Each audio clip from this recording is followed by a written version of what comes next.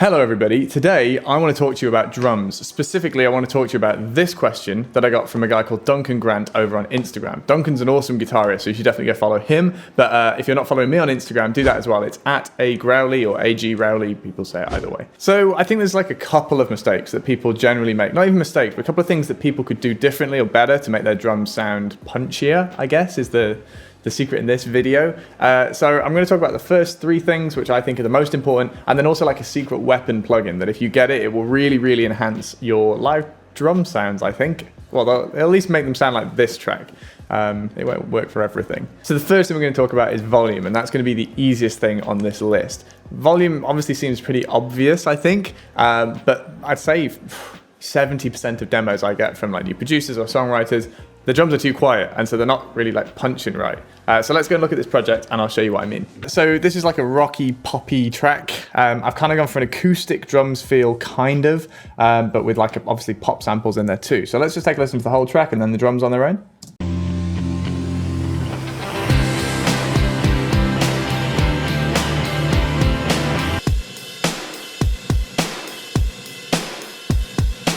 So it's super simple. There's no crazy groove going on. There's not like loads of things going on because I just want to show you a few like pretty basic things really, but I think they'll really help. So let's actually turn off the processing on these drums. So we'll get into that later. And then also let's just turn the volume down by 5 dB. And let's see what that sounds like in the track and see if you can see what I mean about volume being the biggest thing here.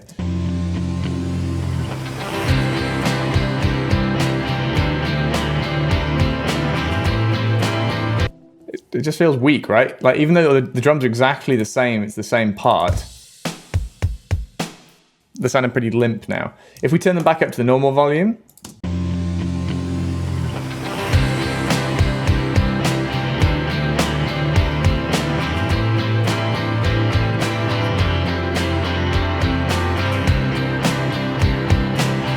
obviously, it doesn't sound quite as good as it did before I turned all the plugins off, but just changing the volume is going to make a big difference. So if your drums aren't quite like punchy enough, just try turning them up, genuinely. Whack like a utility gain on and turn the gain up. Or next we'll look at compression, and you can also do it with a compressor too. But volume is going to be one of the main things. So I once did a chat with a songwriter called Johnny Hawkins, who is a really, really cool songwriter. He does a lot of stuff with some amazing artists. And he said that if he listens to a song or a demo and the vocals and the drums aren't like really popping off, then he'll probably stop listening to it and he won't really be bothered. So it's so important that your drums are punchy and cool. So just turn them up. Like if you're like looking for like a really basic mix technique, your snare should be just a little bit quieter than your vocal most of the time. Obviously it's not a hard and fast rule, but if your snare and your vocal are about the same volume, that's about right. And then make sure all your drums fit around that. Anyway, I think we should move to number 2, which is going to be layering. This is something that we use all the time in pop music and also in like rock music when you're recording real drums, but I think it's something that's maybe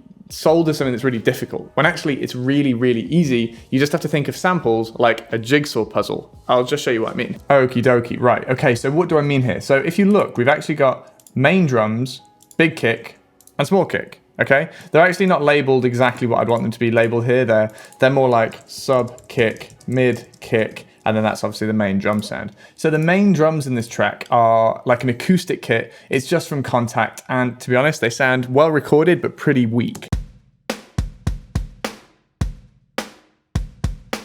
So what's the problem here? I want the kick drum to really punch in this track. It's a pop song, ultimately. So I need to add some other kicks. The problem is, if we look at the EQ on this, this main drum sound, there's already loads and loads of sub down here. Like there's a kick drum already. So what we need to do is get rid of the kick drum on the actual drums so we can put a better kick drum in. And that's all that layering is. So what we're going to do is, I've already done it here with EQ. We're going to take out the kick drum until we just hear the top part of it.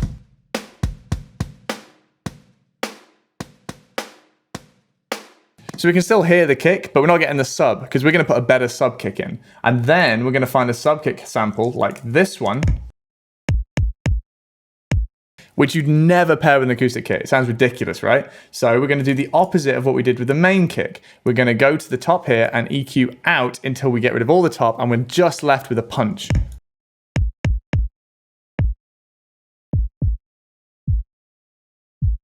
Perfect. That's exactly it. But now we've got the case that we've got the main drum kick with this sub kick, So we've got a bottom, we've got a top, but we're missing like the tone in the middle, right? So that's what this mid kick is for. But we don't want to make the sub really muddy. So we're going to just EQ out until we get rid of the sub, but we leave like the mids, the tone of the kick. Okay, we could even boost it. So our sub kick with our mid kick sample sound like this. And then with the drums.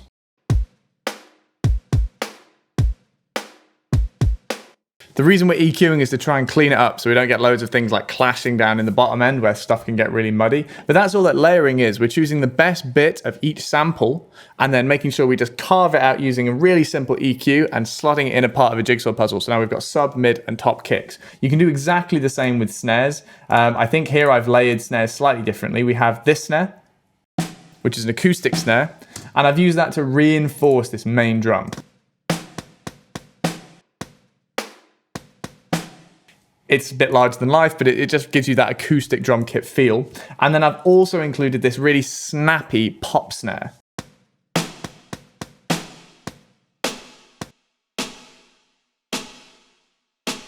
Obviously that doesn't sound acoustic, doesn't sound like a real drum kit at all, but it gives the song sort of like this air of pop rather than just like a big hard drum kit. It also cuts through more than the other acoustic snares and gives you a little bit more of maybe a clappy sound, which is going to poke through better on phone speakers and cut through the mix a bit better on a busy mix. So that's what I'm talking about when I'm talking about layers. It's just picking the best part of each sample rather than just listening to a sample and being like, well, I have to use it as it is. No, you don't. You can carve it out with EQ and make it sound exactly how you want. Right, let's go chat about number 3. Right, okay, so we've done volume, we've done layering. The next thing we're going to look at is compression. This is something that scares a lot of people, I think. And it's also something that I don't want to get too into the technical side of in this video. So just very simply, compression is where when something gets too loud, we bring it down in volume. A compressor does that automatically for us, right? So if you've got a wave that kind of does this, it's really jaggedy, we're just cutting the tops off and bringing them down. So now our sound is kind of more uniform, so there's less spiky bits out of it, basically. The benefit of this is if we've got less spiky bits, it means we can turn it all up without it being too loud, right? So we're going to do that with our drums now to make them cut through a little bit better, because we want to be able to hear the cymbals and the snares as loud as we can hear that really punchy kick. So I'll just show you what we're doing. Right, okay, so we've got all of these drums here in a group and they're all going to this drum bus. Okay, you can see that. Let's just make sure all our EQs on. Now we've talked about EQ. What we're going to do with the drum bus is group them all together and then stick them together. So like I said, we want to be able to hear the cymbals as much as we can hear those kick and snares, those really heavy sounds. So I've got this compressor. This is from a company called Plug-in Alliance, but the built-in compressor in Logic will do just the same job. We'll maybe do a stock Logic drum bus in another video. Compressors all do the same job. They sound slightly different, but they're all doing the same thing. So if I click play, you're going to see on the right-hand side this dB compression window. This is showing us how much volume we're taking off the top. At the minute, it's just about 4 to 8 dB. Which is about right. That's what I'd look for here. But we're actually, if you listen when we turn it off and on again, we're quietening down the snare and the kick, but bringing up technically the cymbals and the other elements of this drum kit, the room noise, if you like. And we're doing that with this makeup knob. So we're taking 4 dB off, but we're also pushing everything up by 4 dB. So we're bringing the drums and we're bringing the kick and snare down and then bringing everything back up with it. And you'll hear what that sounds like now. So this is with the compressor on, and I'm going to turn it off and on as we go through.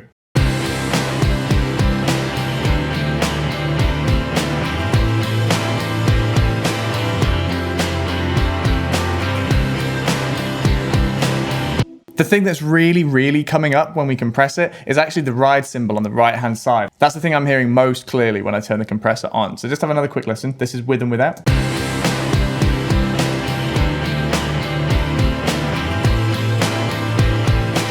Do you hear it like come up in volume? But everything else seems to stay the same. That's exactly what we're doing. We're kind of gluing the drum kit together. So that's how we're going to use compression on this. You should be compressing most of your elements, but we're going to get to that step in number 4. Okie dokie. I promised you number 4, which is a secret of mine. I don't think it's really a secret, but it's kind of like a secret weapon on drums, particularly like live drum sounds. So like I said, we're using Contact modern drummer on this, which are really well recorded, but they lack energy, they lack that punch. So I'm using a plugin by Sound Toys called Devil Lock. I'm actually using Devil Lock Deluxe, but it's part of the same pack. If you're gonna buy Sound Toys, I'd recommend just buying the whole bundle. It is expensive. It's a lot less if you're a student, but I use it on pretty much every track on every project I do. It's so creative and really, really useful for so many things that, as you'll see in these tutorials, I use it all the time. But today we're gonna be looking at Devil Lock, which is a compressor kind of. I think they call it an audio level destroyer. It's such a hard compressor, and it also has saturation built in. And the idea is that you slam it to a compressor and then mix it back a bit because it's just way too much on 10. I'll show you what it does. You don't have to buy this plugin. I just want to say that if you want your drums to sound good, this isn't like a one size fits all fix, but I use it a lot and it really, really, really makes your drums sound massive. So I would recommend it, but there's definitely other ways you can do it just with normal compressors. Maybe we'll do that in another video. But let me just show you what I'm doing in this one first. Okay, so how are we using Devil Lock? Right, so on this track, I've got Devil Lock on 3 elements. I have them on all of my acoustic drum elements.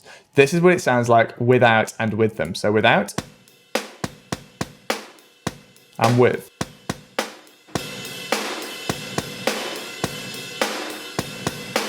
That's like a massive, it's so dramatic. It's a huge, huge, huge, huge change.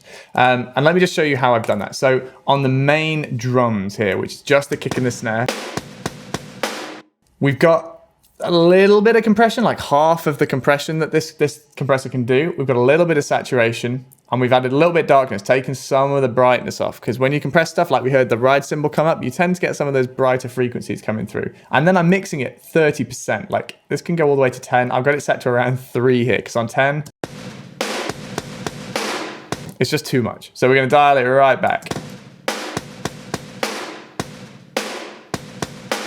This release switch is something that you find in all compressors, but in this compressor, instead of having a dial that you can turn from like 0 to 10 or whatever, or 1 to 7 on 1176, this is just fast or slow. And what this means is after the compressors cut the volume, how long does it take before it goes back to not compressing anymore? I've set it to slow here because when you hit the snare, I want it to compress even the tail end of the snare. That makes the snare sound really long, essentially. So if you listen to it on slow versus fast, you might just be able to hear the difference.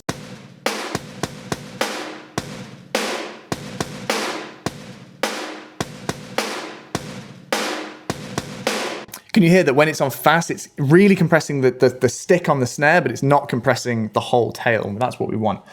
So this is the secret. Without this, the whole track kind of falls apart. Let me just show you the drums with all the plugins on and not Devil Lock. Here we go. And then I'll turn it on halfway through.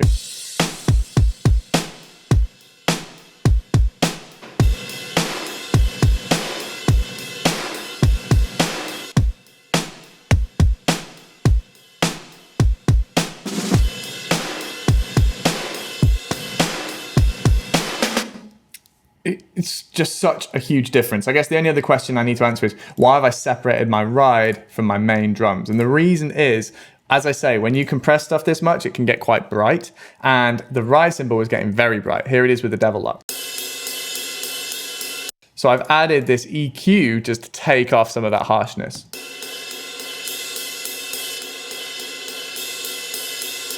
That's going to mean that you can have that ride cymbal in there without it being too annoying in the final mix of the song.